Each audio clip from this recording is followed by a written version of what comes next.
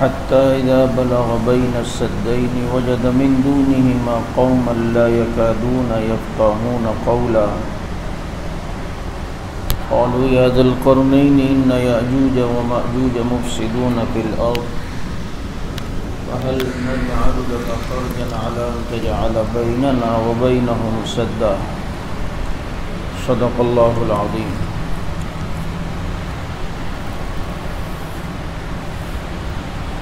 علامات قیامت میں آپ حضرات کے سامنے یہ بیان ہوا تھا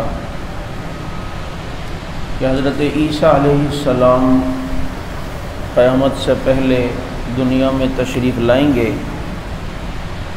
اور دجال کو قتل کریں گے، اور یہ مسلمانوں کا متفقہ عقیدہ ہے کہ عیسیٰ علیہ السلام آپ صلی اللہ علیہ وسلم کے امتی بن کر تشریف لائیں گے، اور ان کی زندگی اور حیات پر میں نے آپ کے سامنے کچھ دلائل بیان کیے تھے۔ اب چونکہ ہم اس سلسلے کو ختم کر رہے ہیں، علامات قیامت کے جو سلسلے آپ کے سامنے جو ان کی علامات اور احادیث کی روشنی میں دجال اور اس کے فتنے اور موجودہ دور میں یہودیت کی محنت، یہ تقریباً 3-4-5 جمعہ سے آپ کے سامنے یہ سلسلہ چل رہا ہے۔ حضرت عیسیٰ علیہ السلام جب دجال کو قتل کریں گے تو ایک اور بہت بڑی آزمائش اور فتنہ جس کا مقابلہ ہوگا، یہ پنکھا بند کر، اور وہ یاجوج ماجوج کی قوم ہے۔ اس کی تفصیل تو ابھی مقصود نہیں ہے۔ یہ وہ قوم کہ جس کا فتنہ اور فساد مشہور تھا، تو حضرت ذوالقرنین نے اسے 4 دیواری کے اندر جو ہے وہ بند کیا۔ ایک جگہ سے گزر رہے تھے، وہاں کے مقامیوں نے بتایا کہ یہاں یہ قوم آباد ہے اور یہ ہمیں بہت ستاتی ہے، تنگ کرتی ہے۔ تو انہوں نے فرمایا فاعینونی بقوہ، تم ایسا کرو میری مدد کرو اس طور پر کہ سامان لانے میں، روہا پگھلانے میں، سیسا پگھلانے میں، اور ایک بہت بڑی دیوار ان کے درمیان انہوں نے جو ہے وہ کھینچی۔ اور بعض حضرات نے لکھا ہے کہ یہ کئی ہزار میل لمبی اور بعض جگہوں پر 12 میل چوڑی دیوار ہے، اور اس میں ان کو بند کیا۔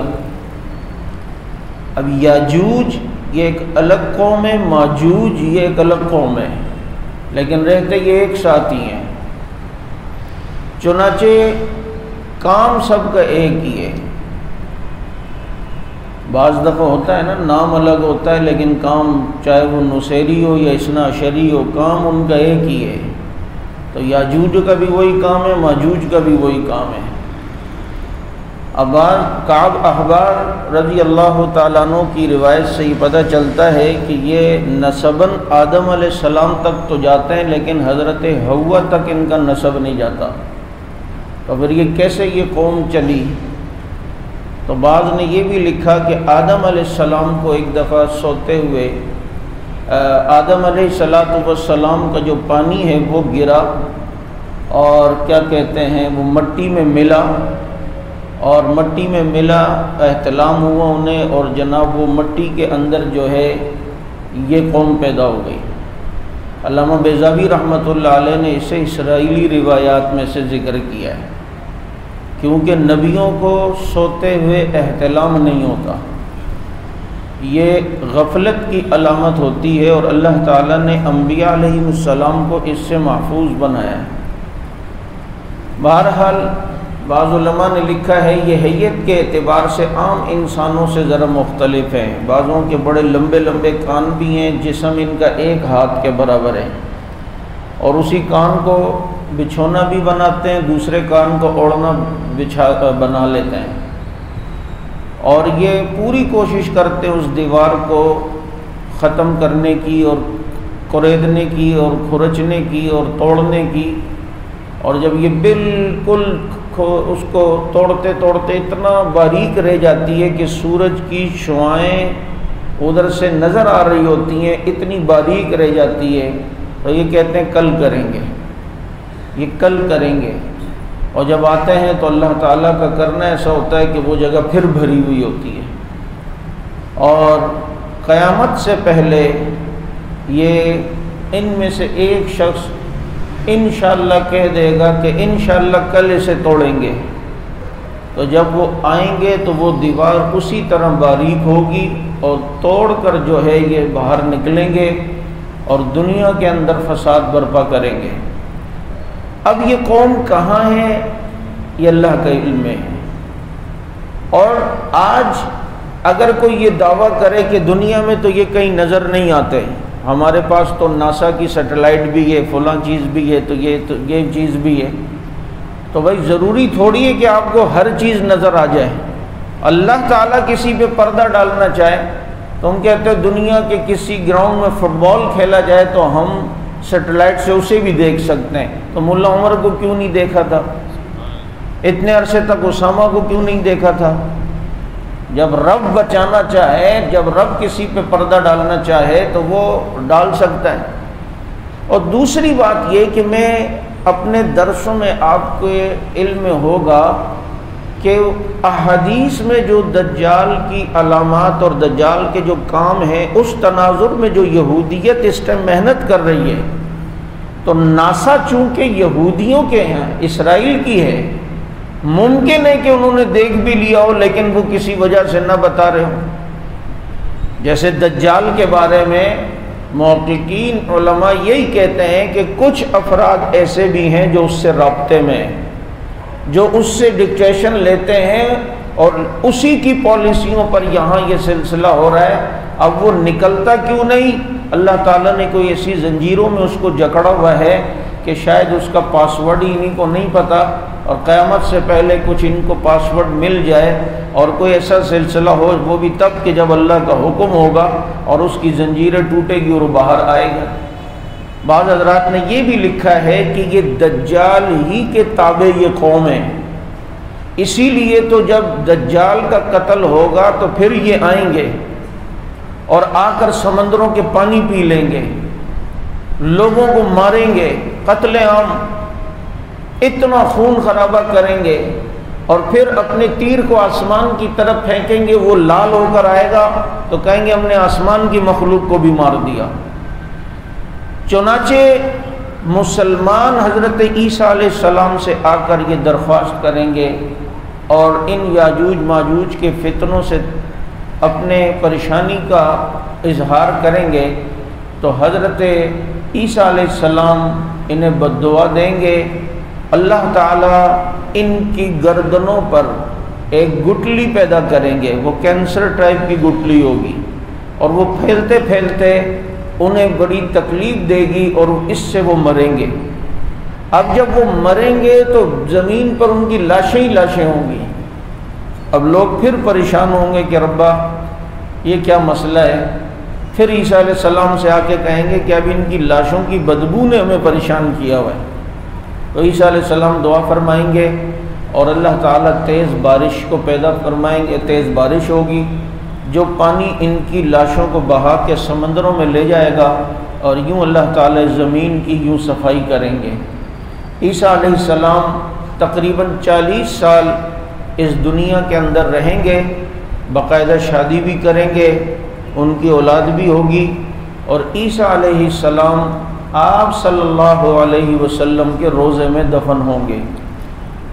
ابھی بھی آپ صلی اللہ علیہ وسلم اور حضرات شیخین ان کی قبر کے قریب ایک قبر کی جگہ خالی ہے، اور دیکھیں اس جگہ پر دفن ہونا کوئی اپنے طاقت کے بل بوتے پہ نہیں کر سکتا، یہ سعادت بزور بازو نیست، ورنہ ایسے ایسے بادشاہ بھی آئے ہیں کہ اگر وہ یہ کہتے کہ ہماری قبر یہاں بنا لو تو طاقت کے بل بوتے پہ وہ بنا سکتے تھے، لیکن نہیں تھی، تو جس کا حجرہ ہے اس عائشہ رضی اللہ تعالیٰ عنہ کی قبر بھی وہاں نہیں بنی، اور ان کی قبر بھی وہاں جنت البقیع کے اندر بنی ہے۔ تو یہ چونکہ جنت کا ٹکڑا ہے اور یہاں پر دفن ہونا کوئی اپنی طاقت کے بلبوتے پر یا حکومت کے بلبوتے پر نہیں ہے، بلکہ یہ سعادت مندی ہے، اور یہ سعادت مندی اللہ تعالیٰ نے انہی کو دینی ہے جن کی قسمت میں اللہ نے لکھ دی، اور وہ آپ صلی اللہ علیہ وسلم کے ساتھ دفن ہوئے، ان میں حضرات شیخین ہیں اور حضرت عیسیٰ علیہ السلام بھی ہیں۔ ورنہ آپ یہ دیکھیں نا، یہاں پر اگر کوئی دفن ہونا ہوتا تو کتنے بڑے بڑے صحابہ تھے، خود حضرت عائشہ رضی اللہ عنہ کا حجرہ ہے، لیکن نہیں، حضرت عمر رضی اللہ تعالیٰ عنہ کو جب دفنا رہے تھے تو ابن عباس رضی اللہ عنہ کہتے ہیں کہ حضرت عمر کو جب قبر میں اتار رہے تھے تو میرے کندھے پہ پیچھے سے کسی نے ہاتھ رکھا اور میں نے آواز سنی، اور وہ پیچھے کھڑا ہوا شخص کہہ رہا تھا، عمر مجھے پتہ تھا یہاں تو ہی دفن ہوگا، کیونکہ میں نے اپنے نبی کو کتنی بار سنا کہ میں ابو بکر عمر آئے، میں نے ابو بکر عمر نے یہ کیا، میں ابو بکر عمر گئے، نبی اپنے ساتھ ابو بکر عمر کا ذکر کرتے تھے۔ جب یہاں نبی کے بعد ابو بکر آئے، میں سمجھ گیا کہ یہاں دوسری جگہ پر عمر آئیں گے، اور حضرت ابن عباس کہتے ہیں میں نے پیچھے مڑ کر دیکھا تو وہ حضرت علی المرتضیٰ رضی اللہ تعالیٰ عنہ تھے۔ حدیث پر نظر کتنی تھی حضرت علی رضی اللہ تعالیٰ عنہ کی۔ اور یہاں دفن ہونا یہ سعادت ہے، اور یہ دونوں حضرات قیامت تک نبی کے ساتھ سوئے ہیں اور قیامت میں نبی کے ساتھ اٹھیں گے، کیونکہ آپ صلی اللہ علیہ وسلم نے فرمایا کہ ایک دفعہ آپ صلی اللہ علیہ وسلم تشریف لائے مسجد نبوی میں، ایک طرف ابو بکر صدیق کا ہاتھ پکڑا ہوا تھا، ایک طرف حضرت عمر رضی اللہ عنہ کا، اور فرمایا کہ ہم قیامت کے دن اسی طرح میدان محشر میں اپنی قبروں سے اٹھیں گے۔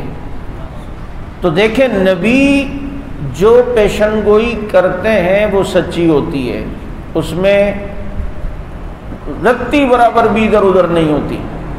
میں نے آپ کو بتلایا تھا حدیث میں جو آتا ہے کہ قیامت سے پہلے آگ ہوگی اور وہ مدینے تک نہیں آئے گی، اور وہ آگ 8ویں ہجری کے اندر ہوئی، اور اس آگ نے اتنی لپیٹ میں لیا کہ مدینہ منورہ کی حدود کے لیے جو پتھر رکھے ہوتے تھے، تو پتھر ذرا موٹے ہوتے ہیں، تو اس پتھر کو بھی جس جگہ آگ جاتی تھی جلاتی تھی، تو اس پتھر کا وہ حصہ جو مدینے کی حدود سے باہر تھا وہ تو جلا، لیکن جو حصہ مدینے کی حدود میں آتا تھا وہ نہیں جلا، کیونکہ حضور صلی اللہ علیہ وسلم نے فرمایا کہ وہ آگ یہاں مدینہ منورہ تک نہیں آئے گی۔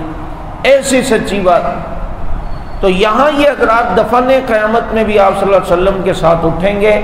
اب کوئی جتنی محنت کر لے کہ جی ہم یہاں مدینے پہ قبضہ کر کے ان کو نکالیں گے اور حضرات شیخین کو نکالیں گے، نعوذ باللہ، تو مجھے آپ بتائیں کوئی اپنے اس مذموم مقاصد کے اندر کامیاب ہو سکتا ہے؟ کبھی بھی نہیں ہو سکتا۔ یہ تو ان کی کمبختی ہے، اتنی حیا نہیں ہے ظالموں کو کہ یار جو نبی کے ساتھ سو رہے ہیں، کوئی تو نیکی ان کی ہے نا کہ اللہ نے ان کو نبی کے ساتھ سلایا۔ اور یہاں پر پھر حضرت عیسیٰ علیہ السلام دفن ہوں گے۔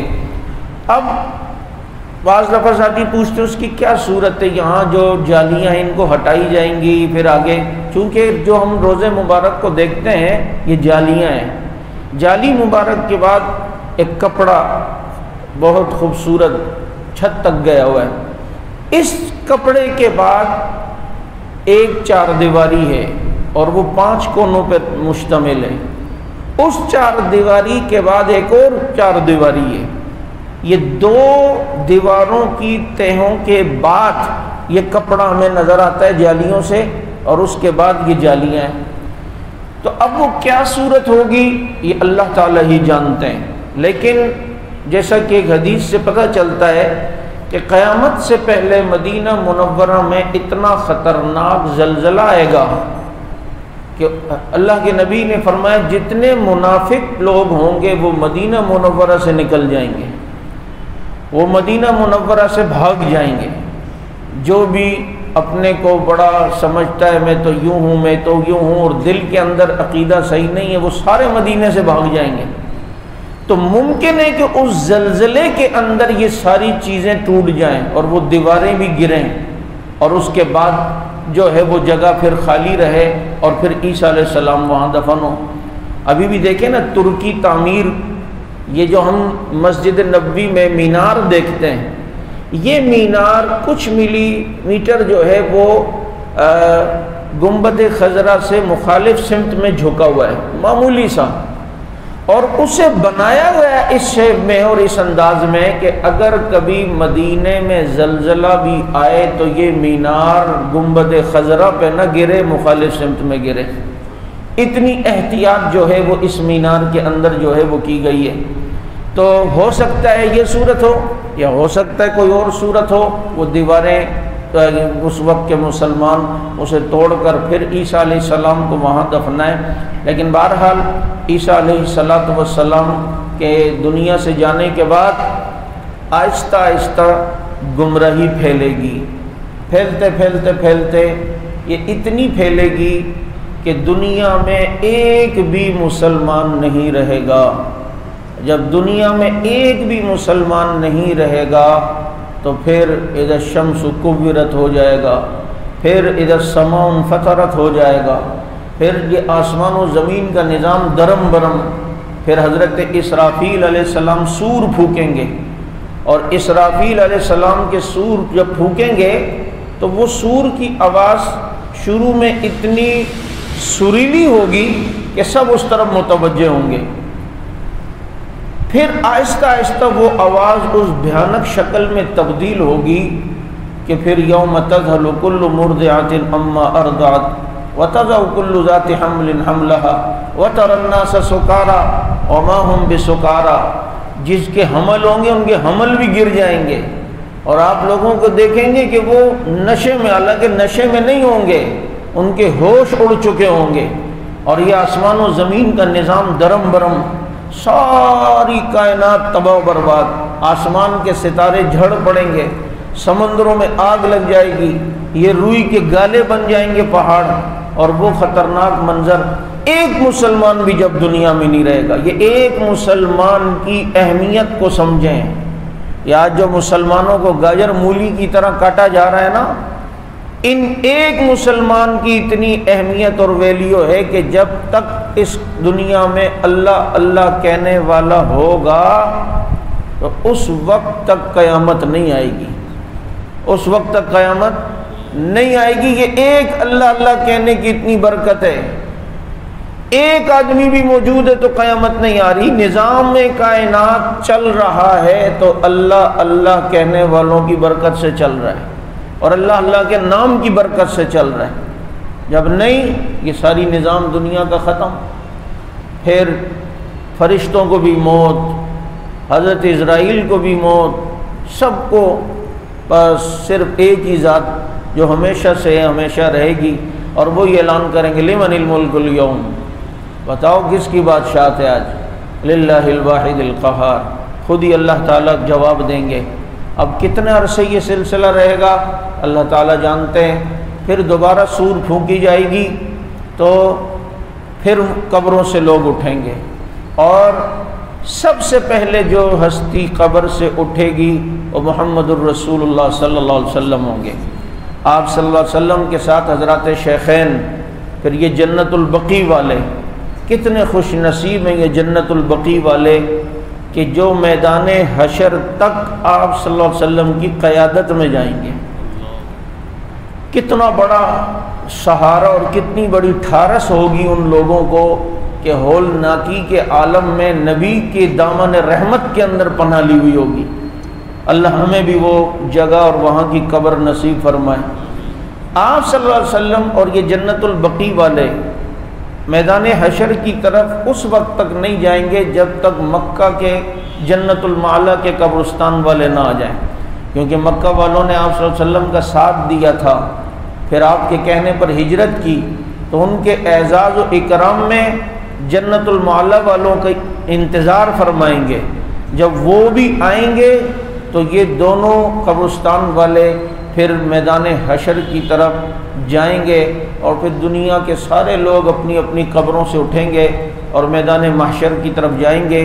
ایک روایت غالباً مظاہر حق میں ہے، اللہ کے نبی صلی اللہ علیہ وسلم نے فرمایا کہ دنیا کے جس خطے میں میرا کوئی صحابی دفن ہوگا اس خطے کے تمام مردوں کی قیادت میدان حشر تک میرا وہ صحابی کرے گا۔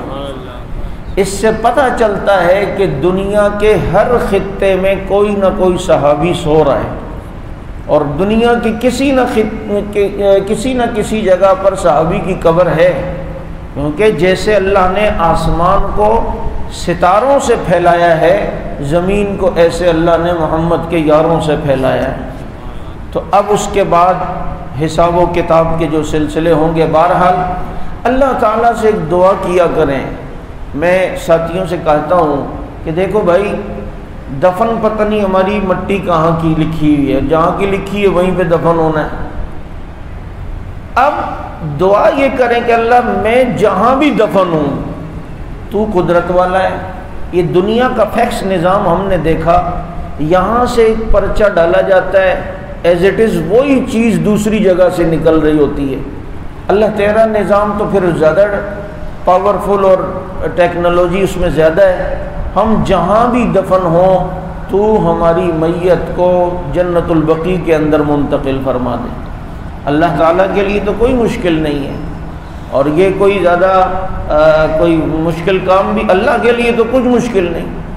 جیسے ہمارے لوگ بہت شہید ہو رہے تھے صحابہ کرام کی ناموس کے لیے، تو ایک شخص نے خواب دیکھا کہ جو یہاں پاکستان میں صحابہ کی عزت کے لیے کٹ کے دفن ہو رہے ہیں، ان کی قبروں سے اللہ تعالیٰ ان کی میتیں جنت البقیع میں منتقل فرما رہے ہیں، کیونکہ المرء مع من احب، جو جس سے محبت کرتا ہے قیامت میں انہی کے ساتھ ہوگا۔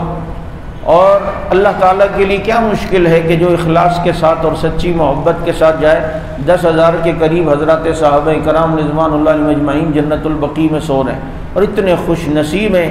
میں کبھی بقیع میں کھڑے ہو کر گنبد خضرا کو دیکھتا ہوں نا، میں کہتا ہوں یار کتنے خوش نصیب ہیں کہ آپ صلی اللہ علیہ وسلم کے قدموں کی جو سائٹ ہے وہ جنت البقیع والوں کی طرف ہے، یعنی آپ کے قدموں کے سائے میں یہ جنت البقیع والے سو رہے ہیں۔ اتنے خوش نصیب لوگ ہیں۔ تو اللہ تعالیٰ کا یہ نظام کوئی مشکل نہیں ہے۔ ایک یہ ہمارے کیا کہتے ہیں اسلم شیخ پوری صاحب رحمۃ اللہ علیہ نے بھی اپنی کتاب نداء منبر و محراب میں یہ واقعہ لکھا ہے، اور بھی بعض کتابوں میں ہے۔ وہ یعنی کہ ایک میت کو یہاں سے وہاں کنورٹ ہونا یہ کوئی مشکل کام نہیں ہے، اور ایسا ممکن اور ایسا ہوتا بھی ہے، خارج میں اس کا وجود بھی ہے۔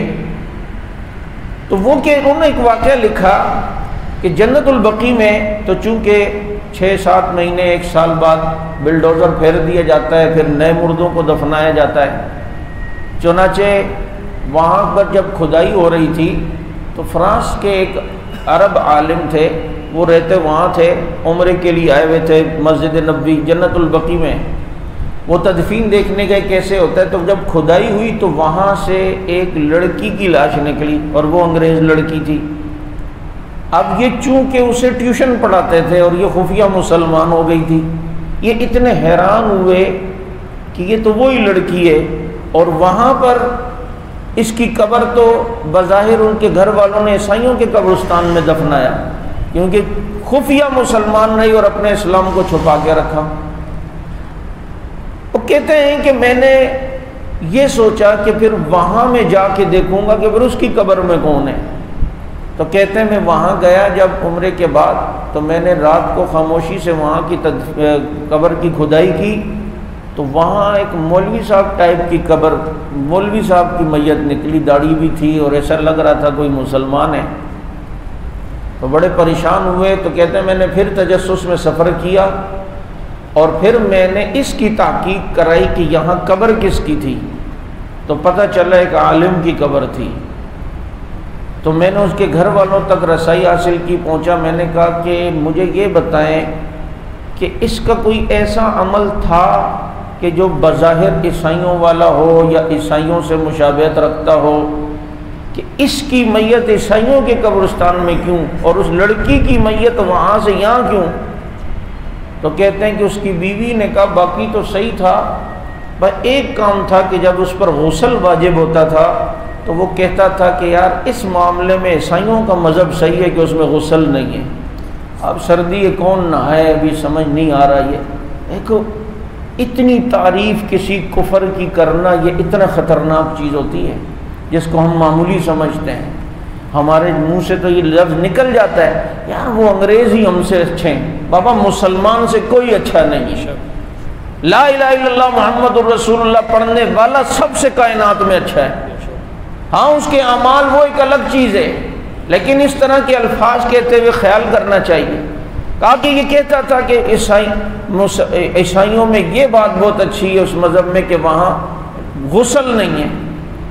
تو پھر یہ ہوا کہ اللہ نے سزا یہ دی کہ اس کے ایمان مضبوط تھا، اس لڑکی کو وہاں سے جنت البقیع میں اور اس کو یہاں سے اللہ نے عیسائیوں کے قبرستان میں پھینک دیا. تو اس لیے کوئی ایسا جیسے کہ واقعے میں آتا ہے، بہرحال وہ ایک دوسرا موضوع نکل جائے گا اور لمبا ہو جائے گا. تو میں یہ عرض کر رہا ہوں یوں پھر مسلمان اور ساری دنیا ہی قیامت کے دن اللہ تعالیٰ کے حضور پیش ہوگی اور پھر حساب و کتاب کا معاملہ ہوگا. اللہ تعالیٰ قیامت کے دن ہمیں اپنے عرش کا ٹھنڈا سایہ عطا فرما دے. کچھ ایسے بھی لوگ ہوں گے کہ جن کو قیامت کی سختی تکلیف کا پتہ بھی نہیں چلے گا، بلکہ شاہ عبد العزیز رحمۃ اللہ علیہ نے تفسیر میں سورہ الف لام میم سجدہ اور سورہ ملک کے بارے میں لکھا ہے حاشیے میں. یہ سورہ الف لام میم سجدہ 21ویں پارے میں اور سورہ ملک کہ جو شخص ہر رات کو عشاء کے بعد پڑھے گا سورہ الف لام میم سجدہ اور سورہ ملک، تو قیامت میں جب اسے کہا جائے گا جاؤ بھائی نام آ گیا جنت میں جا، وہ کہے گا وہ قیامت کا ہے وہ جو کہتے تھے سورج ایسا ہوگا اور یوں ہوگا اور وہ ہوگا اور یہ ہوگا، وہ مرحلہ کب آئے گا؟ فرشتے کہیں گے جا اپنا کام کر. ہر رات کو سورہ الف لام میم سجدہ اور سورہ ملک پڑھتا تھا، تو جو وہ پڑھتا اس کو قیامت کی سختی کا پتہ بھی نہیں چلتا. اللہ تعالیٰ اس کو قیامت کی سختی سے یوں محفوظ کریں گے کہ اس کو پتہ بھی نہیں چلے گا. تو کتنا چھوٹا سا عمل ہے الف لام میم سجدہ اور سورہ ملک. یہ ہر روز آدمی رات کو سوتے ہوئے پڑھے، قبر کی تکلیف سے بھی بچ گیا اور حشر کی تکلیف سے بھی اللہ تعالیٰ محفوظ فرمائیں گے. اب چونکہ آگے کل جو ہے چاند نظر آئے، آج تو نظر نہیں آیا نا، ہاں آج تو 28 ہے. میں کہ ہو سکتا ہے چاند والوں کو 28 میں بھی نظر آ جائے، آج کل کیا مشکل ہے. تو مغرب کی نماز سے پہلے آپ جو قربانی کا ارادہ کرتے ہیں وہ اپنے ناخن کٹوا لیں، بال کٹوا لیں اور صفائی کروا لیں. اور یہ حاجیوں کے ساتھ ایک مشابہت ہو جاتی ہے. اور پھر میں نے جمعے میں بھی تفصیلاً تھوڑا بتلایا کہ یہ جو ذی الحج کے 10 دن ہیں اس کی راتوں کی عبادت بھی اللہ کو پسند ہے اور دن کی عبادت بھی پسند ہے.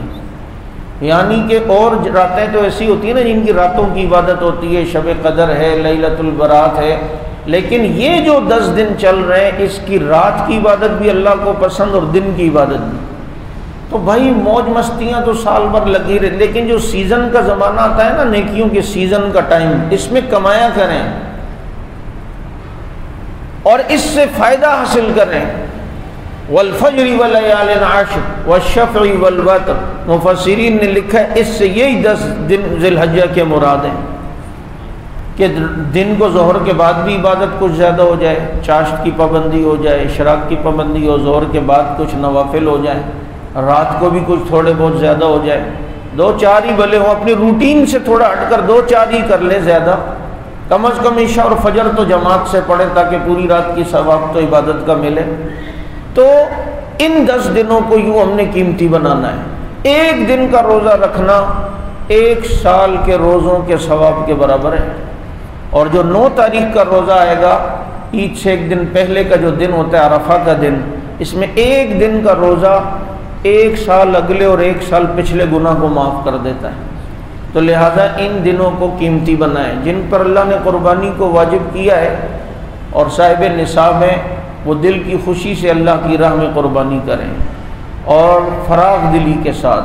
آج ہم دیکھتے ہیں نا یہ مجنو جو گلیوں میں گھوم رہے ہوتے ہیں، یہ کسی کے لیے گفٹ لیتے ہیں، حالانکہ ہوتا کنگلا ہے، سم بھی ابا کے نام پہ نہیں، ابا کے نام پہ ہوتی، اپنے نام پر نہیں، اور اسے بھرم ایسے دے رہا ہوتا ہے میں تجھے یہ دلا دوں گا اور یہ دلا دوں گا. باتیں کرتا ہے کروڑوں کی دکان ہے اس کے پکوڑوں کی. اب یہ قرضہ لے کر کسی کو گفٹ دیتے نا آگے سے وہ مسکرا جائے یا تھینک یو، اس کو قرضے شرضے کسی چیز کی ٹینشن نہیں کرتا، بابا قیمت نکل گئی. اللہ کو خوشی سے دیا کرو کہ بس وہاں سے مسکراہٹ مل جائے تو معاملہ بن گیا، کوئی مجھے کسی چیز کی ٹینشن نہیں. اور اللہ کی راہ میں دینے سے تو مال بڑھتا ہے، کم ہوتا ہی نہیں. جو لوگ قربانی اور زکوٰۃ ان چیزوں سے بچتے رہتے دیکھو منگتے رہیں گے، ان کے حالات صحیح ہوتے ہی نہیں ہیں. اور جو خوشی سے خرچ کرتے ہیں اللہ تعالیٰ ان کے حالات میں بہتری سے بہتر صورت پیدا فرماتے ہیں. اس لیے قربانی کو فراخ دلی سے کیا جائے. باقی قربانی جس کے متعلق ایسے ابھی مستشرقین اور نام نہاد لوگ آئیں گے، جیسے عبدالستار عیدی بھی کہتا تھا، بعض تکلیف یہ ڈاکٹر جاوید غمدین جیسوں کو بھی ہوتی ہے کہ یہ قربانی کرنے یار، دیکھیں پہلے زمانے میں غربت تھی نا تو وہ گوشت کم ملتا تھا اس لیے قربانی کا حکم تھا. اور جناب اب تو یہ جگہ جگہ قربانیاں ہو رہی ہیں گوشت پر، کیا ضرورت ہے قربانی سب کریں؟ یہی پیسہ ہم کسی غریب کو دے دیں، یہی پیسہ ہم کسی غریب کو دے دیں تو فائدہ نہیں ہوگا. بابا جہاں اللہ کا جس طرح کا حکم ہے ادھر وہی کام کرنا ہے. یہ غریب کے اتنے زیادہ ٹھیکیدار نہیں بنو. اگر زیادہ ہی بنتے ہو تو پھر ایسا کرو جو تمہارے پاس گھر میں کپڑے نا ایک جوڑے سے گزارا ہو جائے گا، دوسرے دفعہ دھونا ہو تو چادر باندھ کے دھو لو، وہ پاکی کپڑے غریب کو دے دو. کل تم کہو گے یار یہ جو ٹائم ہم نماز میں خرچ کر رہے ہیں یہ والا ٹائم ہم غریب کے کام کے اندر نہیں خرچ کر سکتے، فائدہ ہو جائے گا غریب کا فائدہ. اللہ کے نبی نے فرمایا اللہ کو 10 ذی الحجہ کو جانور کے خون بہانے سے زیادہ کوئی عمل پسند نہیں ہے.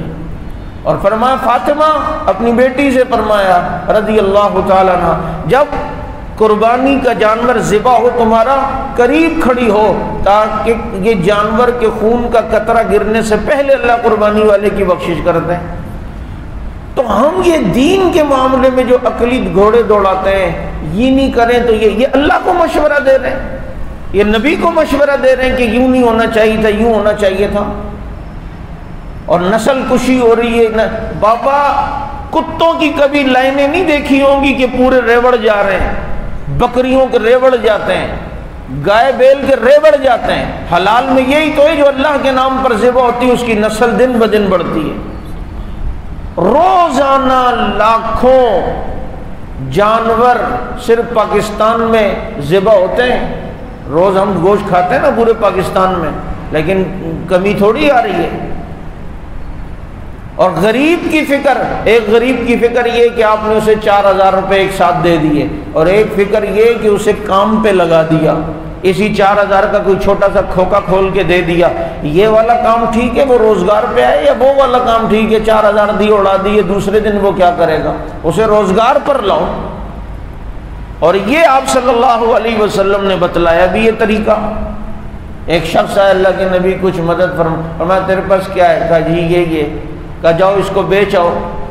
بیچا تو 2 درہم ملے. کہا ایک سے خرچہ گزارا کرو، دوسرے سے کولڑا خریدو اور جا کے جنگل میں لکڑیاں کاٹ کے، وہ 1 درہم گھر والوں پہ خرچ کیا کھانے پینے پہ، ایک کا کولڑا خرید کے لکڑیاں بیچی. کچھ دن بعد آیا کہا جی اس سے تو ڈبل اضافہ ہو گیا میرے مال میں.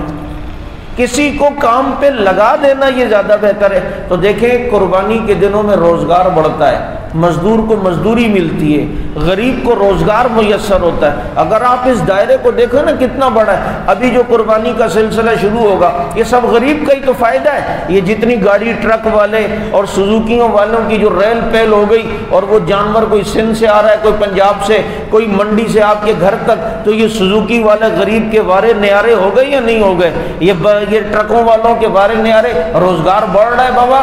اسی طرح یہ ٹرک والے، یہ گاڑیوں والے اب جب یہ بڑی تیز ہلچل ہوگی ٹائر بھی پنچر ہوں گے، کام بھی نکلے گا، اب یہ مکینکوں کے کتنے فائدے شروع ہو جائیں گے۔ پھر جناب پیٹرول بھی تو ڈلے گا، پھر یہ پیٹرول کی زراعت میں کتنا اضافہ ہوگا، پھر پیٹرول پمپ کے اوپر جو غریب کام کر رہا ہے اس کے اندر روزگار کے اندر اس میں کتنا اضافہ، یہ ایک سلسلے کو دیکھو تو کتنا ہے۔ اور اس کے بعد پھر یہ چاقو چھری تیز کرنے والے، اس پٹھان کے بھی مزے آئیں گے بیچارہ، اس کا بھی روزگار، یہ سائیکل جو ہے گھمائے گا ٹائر اور چھری تیز کر کے دے رہا ہے، یہ غریب کو روزگار بنا یا نہیں بنا۔